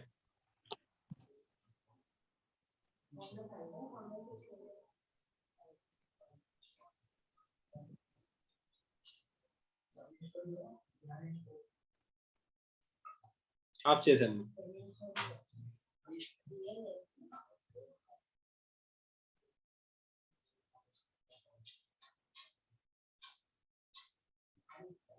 Next 17 to 6. Okay, valuation of the specified securities and sweat equity shares. Sweat equity shares ki specified securities కి సంబంధించిన వాల్యూ అనేది ఎలా కనుగొట్టాలి అని చెప్పేసానంటే, value of the specified securities or sweat equity shares. Normal గా మనకి స్వెట్ ఈక్విటీ షేర్స్ అంటే ఎంప్లాయీస్ కి ఇచ్చే బెనిఫిట్ అమ్మా. ఎంప్లాయీస్ కి కంపెనీలో ఎంప్లాయీస్ ని ఓనర్స్ ని చేద్దామని చెప్పేసి ఉద్దేశంలో మనం ఏదైనా సరే షేర్స్ అనేవి ఇస్తున్నట్లయితే, ఆ షేర్స్ అనేవి ఎంప్లాయీకి మనం ఇస్తున్నట్లయితే, బెనిఫిట్ కింద ఇస్తున్నట్లయితే, అప్పుడు ట్యాక్సిబిలిటీ గురించి మాట్లాడే కేసు గురించి ఇప్పుడు మనం మాట్లాడుకుంటున్నాం. సార్ బయట మార్కెట్ లో మనకి మన కంపెనీ షేరు సపోజ్ ఒక 5,000 పలుకుతుంది అనుకోమ్మా. కంపెనీ షేర్ అనేది ఎంత ఉందంట? 5,000 ఉందంట. ఇప్పుడు నేను ఎంప్లాయీకి నేను 4,000 రూపీస్ కి 5,000 రూపీస్ ఉన్న వర్త్ ఆఫ్ ఉన్న షేర్ ని నేను 4,000 రూపీస్ కి నేను ఇష్యూ చేస్తున్నానంట. అంటే ఏం చేస్తున్నానమ్మా? 1,000 రూపీస్ నేను అడిగి బెనిఫిట్ ఇస్తున్నానంట. ఆ బెనిఫిట్ ని ఇక్కడ ట్యాక్స్ చేస్తాం. అదే ఫ్రీ ఆఫ్ కాస్ట్ ఇస్తే 5,000 రూపీస్ ట్యాక్సిబుల్ అవుతుంది. లేదా 4,000 కి మనం ఇస్తున్నామంటే 1,000 బెనిఫిట్ ఇస్తున్నాం కాబట్టి 1,000 మనకి ట్యాక్సిబుల్ అవుతుందమ్మా. సో అది ఎలా క్యాలిక్యులేట్ చేయాలనేది ఇక్కడ చెప్తున్నట్లు ఉంది. Value of the taxable perquisite in case of sweat equity share being an equity share in the company allotted to the employee is equal to the fair market value of the share as on the date on which option was exercised, by reducing the amount actually paid by or recovered from the employee అని చెప్పేసి అంటున్నాడు. అమ్మ జాగ్రత్తగా చూడాలి. ఇక్కడ ఎంప్లాయీకి employer ఎందుకు ఈ sweat equity shares అనేవి జనరల్ గా ఎందుకు ఇస్తాడంటే, కొంచెం జాగ్రత్తగా ఒళ్ళుంచి ఎక్కువసేపు పనిచేస్తాడు, నీట్ గా పనిచేస్తాడు అని చెప్పేసి వాళ్ళకి ఇచ్చే ఒక బిస్కెట్ లాంటిది అనమాట. బిస్కెట్ వేస్తారు కదా, అలాగా. అంటే నువ్వు బాగా పనిచేస్తే నీకు ఎంత వాల్యూ ఆఫ్ ది బెనిఫిట్ అనేది ఇస్తాము అని చెప్పేసి. సో ఇక్కడ ఏమంటాడంటే, దేర్ ఆర్ 2 పీరియడ్స్ ఉంటాయమ్మా. ఒకటి vesting period, excise period. Okay, next purchase period. మూడింటిని డివైడ్ చేసుకోవచ్చు. Vesting period, excise period and purchase period.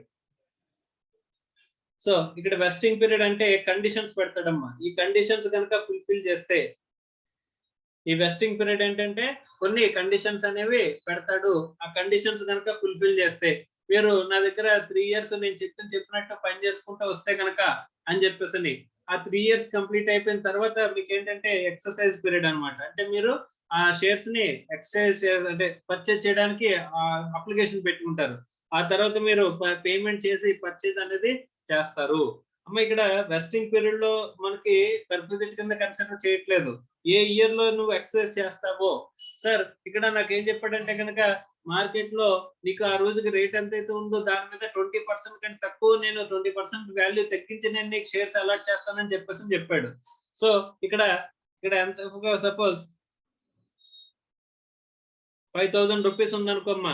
ఇది మీద 20% అంటే 1,000 తగ్గించి నేను 4,000 కి ఇష్యూ చేస్తానని అంటే గనక, నువ్వు ఆ ఎక్సర్సైజ్ చేయడం అంటే ఏంటి? నీ కండిషన్స్ అన్ని ఫుల్ఫిల్ చేసిన తర్వాత నీకు ఎక్సర్సైజ్ అనే ఆప్షన్ ఇచ్చినప్పుడు, ఓకే నేను కొనుక్కుంటున్నానని నువ్వు అండర్టేకింగ్ ఇచ్చి ఎప్పుడైతే కొనుక్కుంటావో, ఇక్కడ చూడమ్మా, date on which the option is exercised అంటున్నాడు. నువ్వు ఎప్పుడైతే ఈ ఎక్సర్సైజ్ పీరియడ్ లో నువ్వు ఆప్షన్ ని ఎక్సర్సైజ్ చేస్తావో, ఈ ఎక్సైజ్ పీరియడ్ అనేది ఒక 6 months ఎంత ఇచ్చాడు అనుకో. మా 6 months పీరియడ్ లో నువ్వు ఎప్పుడైతే ఎక్సైజ్ చేస్తున్నావో ఆ రోజున ఉన్న ఫెయిర్ మార్కెట్ వాల్యూ తీసుకోమంటున్నాడమ్మా. నువ్వు ఏ రోజైతే నువ్వు ఎక్సైజ్ చేసావో ఆ ఎక్సర్సైజ్ చేసే రోజున ఫెయిర్ మార్కెట్ వాల్యూ అనేది తీసుకోమంటున్నాడు. ఓకే, ఆ వాల్యూ తీసుకుని అందులోంచి అమౌంట్ ఎంప్లాయీ దగ్గర నుంచి కలెక్ట్ చేస్తే అమౌంట్ మైనస్ చేసి మిగిలిన దాన్ని ట్యాక్స్ చేయమని చెప్పేసి చెప్తున్నాడమ్మా. సార్ ఫెయిర్ మార్కెట్ వాల్యూ అంటే ఏంటి? ఏ రోజున తీసుకోవాలో తెలుసు. ఏ రోజున అంటే date of excise of option. Option నేను ఎప్పుడైతే ఎక్సైజ్ చేస్తానో ఎక్సైజ్ పీరియడ్ లో ఎక్సైజ్ చేస్తానమ్మా. ఎక్సైజ్ పీరియడ్ లో నేను ఎప్పుడైతే ఎక్సైజ్ చేస్తానో ఆ రోజున, అమ్మ నేను డబ్బులు పే చేసిన డేట్ కాదు, నేను ఓకే కొనుక్కుంటున్నాను అని చెప్పేసి నేను ఏ రోజైతే నేను అప్లికేషన్ అనేది పెట్టుకుంటున్నానో ఆ రోజున ఇక్కడ ఏమంటున్నాడు? ఫెయిర్ మార్కెట్ వాల్యూ తీసుకోమంటున్నాడు. సార్ ఫెయిర్ మార్కెట్ వాల్యూ అంటే ఏంటి అని చెప్పేసి అంటే కనుక, ఎక్కడెక్కడ ఎలా ఫెయిర్ మార్కెట్ వాల్యూని ఎలా తీసుకోవాలి అని చెప్పేసి అంటే, if the shares are listed on a recognized stock exchange, ఒకవేళ రికగ్నైజ్డ్ స్టాక్ ఎక్స్చేంజ్ లో కనుక మీ షేర్స్ అనేవి లిస్ట్ అయితే కనుక, అక్కడ ఏమంటున్నాడు? Fair market value as on the average of the opening price and closing price of the share as on the date of such exchange అంటున్నాడు. అమ్మ ఏ రోజైతే date of exchange of option ఉందో ఆ రోజున మనకి షేర్ వాల్యూ అంటే stock exchange లో ఒక షేర్ అనేది లిస్ట్ అయితే ఆ షేర్ అనేది ఒకే వాల్యూ ఉంటుంది రోజంతానే ఉండదు. సో నిమిషానికి మారిపోతూ ఉంటుందమ్మా. Based on the demand and supply factors ని బేస్ చేసుకుని మన షేర్ ప్రైస్ అనేది మారిపోతూ ఉంటది. అలాంటప్పుడు ఏం చేయమంటున్నాడు అంటే యావరేజ్ తీసుకోమంటున్నాడు. ఏ రోజుది ఆ రోజున అంటే date of excise of option ఉన్న రోజున ఆ రోజున్న ఓపెనింగ్ రేట్ కి, ఓపెనింగ్ ప్రైస్ కి, క్లోజింగ్ ప్రైస్ కి యావరేజ్ తీసుకుని ఆ యావరేజ్ ప్రైస్ ని మనం ఏం చేయమంటున్నాడమ్మా ఫేర్ మార్కెట్ వాల్యూ కింద కన్సిడర్ చేయండి అని చెప్పేసి చెప్తున్నాడమ్మా. ఆ ఫెయిర్ మార్కెట్ వాల్యూతో ఎంప్లాయీ దగ్గర నుంచి కలెక్ట్ చేసే అమౌంట్ ని కంపేర్ చేసి ఎక్కువ కనుక ఎంప్లాయీకి బెనిఫిట్ వస్తుందంటే ఆ బెనిఫిట్ ని మనం పర్క్విజిట్ వాల్యూ కింద కన్సిడర్ చేయండి అని చెప్పేసి చెప్తున్నాడు. షేర్స్ లిస్టెడ్ అనే more than one recognised stock exchange. Sir recognised stock exchanges ఎన్ని ఉన్నాయి సార్? బాంబే స్టాక్ ఎక్స్చేంజ్ ఒకటేనా? లేదమ్మా బాంబే స్టాక్ ఎక్స్చేంజ్ ఒకటి, నేషనల్ స్టాక్ ఎక్స్చేంజ్ అంటే ఢిల్లీలో ఉంటుంది, నేషనల్ స్టాక్ ఎక్స్చేంజ్ ఒకటి, అహ్మదాబాద్ స్టాక్ ఎక్స్చేంజ్ ఒకటి, లేకపోతే ఇంకా stock exchanges Hyderabad stock exchange. Hyderabad stock exchange అనేది బ్యాన్ చేశారు కానీ అది కూడా ఒక స్టాక్ ఎక్స్చేంజ్. అంటే స్టాక్ ఎక్స్చేంజెస్ అనేవి వేరే స్టాక్ ఎక్స్చేంజెస్ ఉన్నాయి అని చెప్పేసాను. కానీ మనకు పాపులర్ ఏంటంటే Bombay stock exchange, national stock exchange అన్నమ్మా. అవి కాకుండా ఇంకా గోల్డెన్ స్టాక్ ఎక్స్చేంజెస్ ఉన్నాయి like Ahmedabad stock exchange etcetera. So అలాగా మనకి more than one stock exchange లో కనుక మన షేర్లు లిస్ట్ అయితే అని చెప్పేసాను అంటే కనుక మన కంపెనీ ఏం చేసిందంటే కనుక పబ్లిక్ ఇష్యూకి వెళ్ళిన తర్వాత స్టాక్ ఎక్స్చేంజ్ లో మనం ఏం చేయొచ్చు అంటే లిస్టింగ్ అవ్వచ్చు. అలా లిస్టింగ్ అనేది ఒక స్టాక్ ఎక్స్చేంజ్ లిస్ట్ అవ్వలేదు మన కంపెనీ, వేరే స్టాక్ ఎక్స్చేంజెస్ లో లిస్ట్ అయిపోయిందంట. అలాంటప్పుడు ఎలా తీసుకుంటారు సార్? ఏ స్టాక్ ఎక్స్చేంజ్ లో ఉన్న వాల్యూ తీసుకుంటారు? జాగ్రత్త చూడండి. Fair market value of this shall be average of the opening price and closing price of the share on that date recognized stock exchange which records the highest volume of the trading in shares.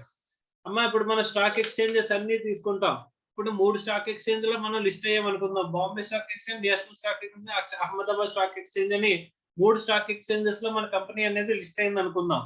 ఈ మూడిట్లోని trading అనేది ఇక్కడ ఎక్కడ ఎక్కువ జరిగిందో మనం ఏ రోజు తీసుకోవాలంటే date of excise of option ఉన్న రోజున ఫేర్ మార్కెట్ వాల్యూ తీసుకోవాలి. ఆ రోజున యావరేజ్ ప్రైస్ తీసుకోవాలి. Opening price plus closing price divided by 2 అనేది ఏదైతే ఉందో యావరేజ్ ప్రైస్ తీసుకుంటాం. కానీ ఈ మూడిట్లో ఏ స్టాక్ ఎక్స్చేంజ్ లో ప్రైస్ తీసుకోవాలంటే కనుక మూడిట్లో ట్రేడింగ్ ఎక్కడ ఎక్కువ జరిగిందనేది చూస్తాం. ఆ రోజున ట్రేడింగ్ అనేది వాల్యూమ్ ఆఫ్ ట్రేడింగ్ అంటే నెంబర్ ఆఫ్ షేర్స్ అనేవి ఎక్కడ ఎక్కువ ట్రేడ్ అయినాయి అని చెప్పేసానంటే కనుక ఆ వాల్యూమ్ ఆఫ్ ట్రేడింగ్ చూసుకుని అక్కడ ఈ పర్టికులర్ నేషనల్ స్టాక్ ఎక్స్చేంజ్ లో ఎక్కువ వాల్యూమ్ ఆఫ్ ట్రేడింగ్ జరిగింది అనుకో ఆ రోజున అక్కడ ఉన్న ఫేర్ మార్కెట్ వాల్యూ అంటే యావరేజ్ ప్రైస్ అనేది మనం తీసుకుంటాము అని చెప్తున్నాడు.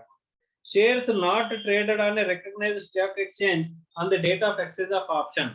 ఆ రోజున స్టాక్ ఎక్స్చేంజ్ లో ట్రేడింగ్ అనేది జరగలేదు అని చెప్పేసాను అనుకుంటే నేను ఎక్సైజ్ ఆఫ్ ఆప్షన్ చేసే రోజున ట్రేడింగ్ జరిగితే ఫైన్ 2.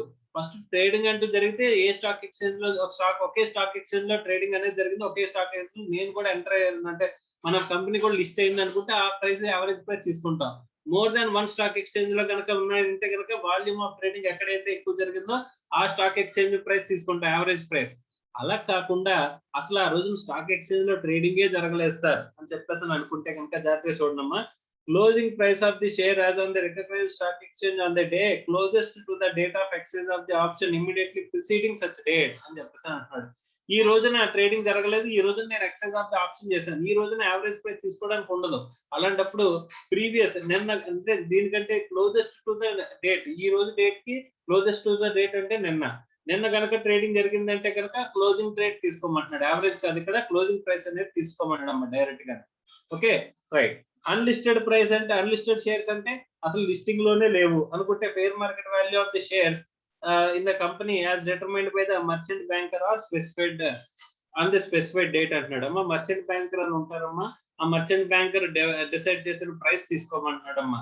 అంటే అన్లిస్టెడ్ షేర్స్ కి వాల్యూ అనేది ఫేర్ మార్కెట్ వాల్యూ అనేది మర్చెంట్ బ్యాంకర్ దగ్గర నుంచి ఒక సర్టిఫికేట్ తీసుకుని ఆ వాల్యూ అనేది ఆ రోజున వాల్యూకి మనం ఎంటర్ అవ్వాలంట. Okay so valuation of the specified security not being an equity share in a company. Okay, so equity share కాకుండా ఉన్నట్లయితే fair market value of the any specified security not being an equity share in the company on the date option is exercised by employee shall be such value determined by merchant banker in the specified date అంటున్నాడు. ఇక్కడ మళ్ళీ చెప్తున్నాను, merchant banker ఇప్పుడు equity share అయితే listing share stock exchange అన్ని consider చేస్తాం. అసలు unlisted అయినా ఎనీ అదర్ సెక్యూరిటీ అయినా సరే అదర్ దాన్ ఈక్విటీ అనుకుంటే కనుక అది అన్లిస్టెడ్ అయినా అదర్ దాన్ ఈక్విటీ ఇదైనా సరే మర్చెంట్ బ్యాంకర్ దగ్గర నుంచి ఒక సర్టిఫికేట్ తీసుకుని ఆ రోజున వాల్యూ అనేది తీసుకుని ఆ వాల్యూకి మనం ట్రాన్సాక్షన్ అనేది చేయాలి అని చెప్పేసి అని చెప్తున్నాడు అమ్మా. Okay right.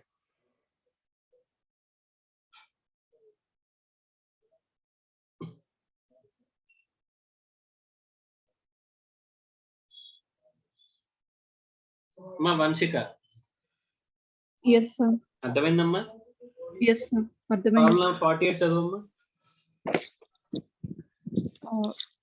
KLM Company Limited allotted 1,000 sweat equity shares to Shravana in June 2018. The shares were allotted at rupees 500 per share.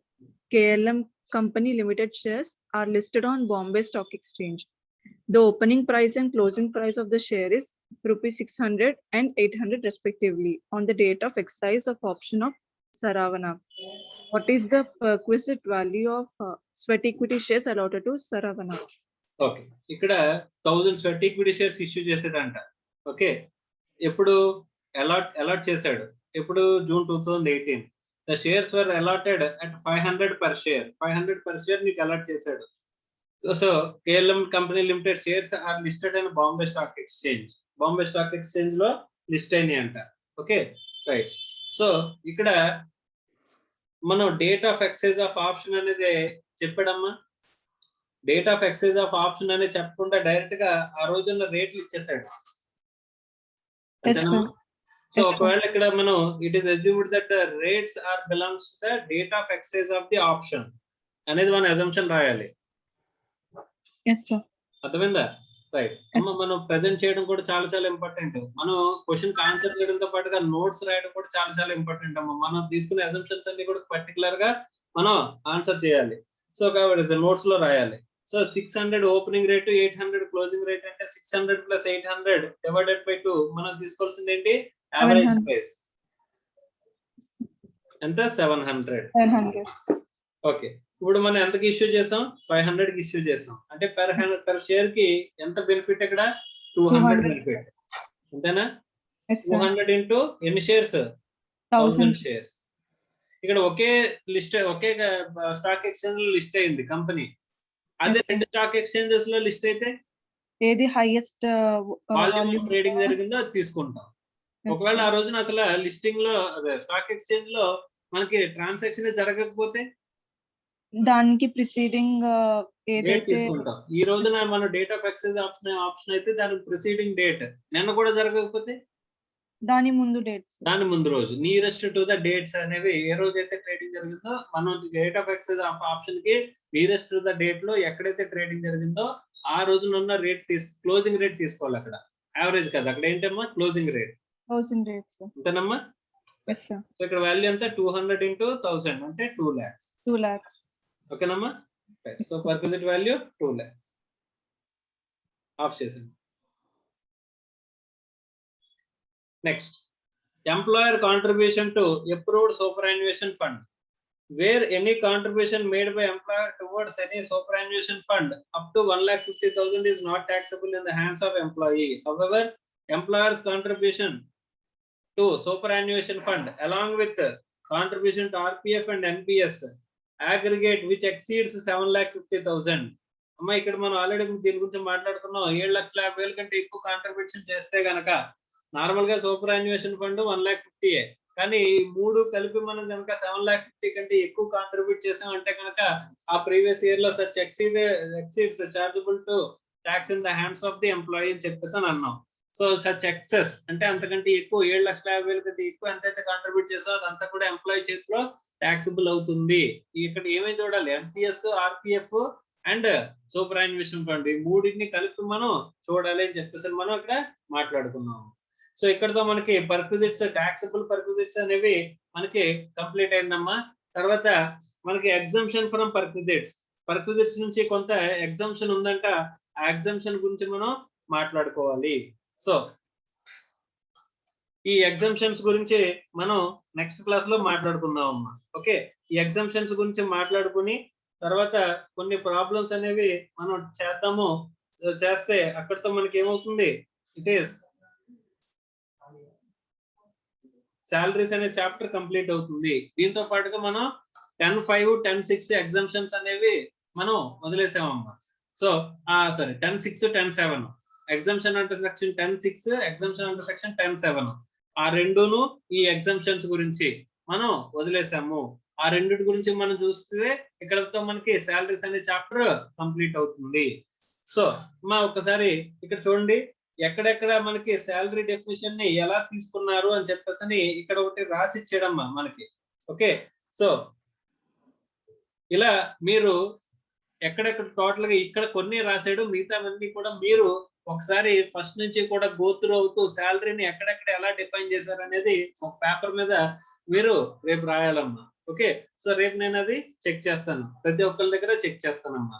Right, so ఇక మనకి exemptions from the perquisites 10.6 and 10.7 exemptions and కొన్ని ప్రాబ్లమ్స్, సాలరీస్ లో కొన్ని problems అనేవి మనం చేద్దామమ్మా. అక్కడితో మనకి syllabus అనేది కంప్లీట్ అవుతుంది. సాలరీస్ అనే చాప్టర్ కంప్లీట్ అవుతుంది, అంటే income from the head salaries అనేది మనకి కంప్లీట్ అవుతుంది. Right, thank you.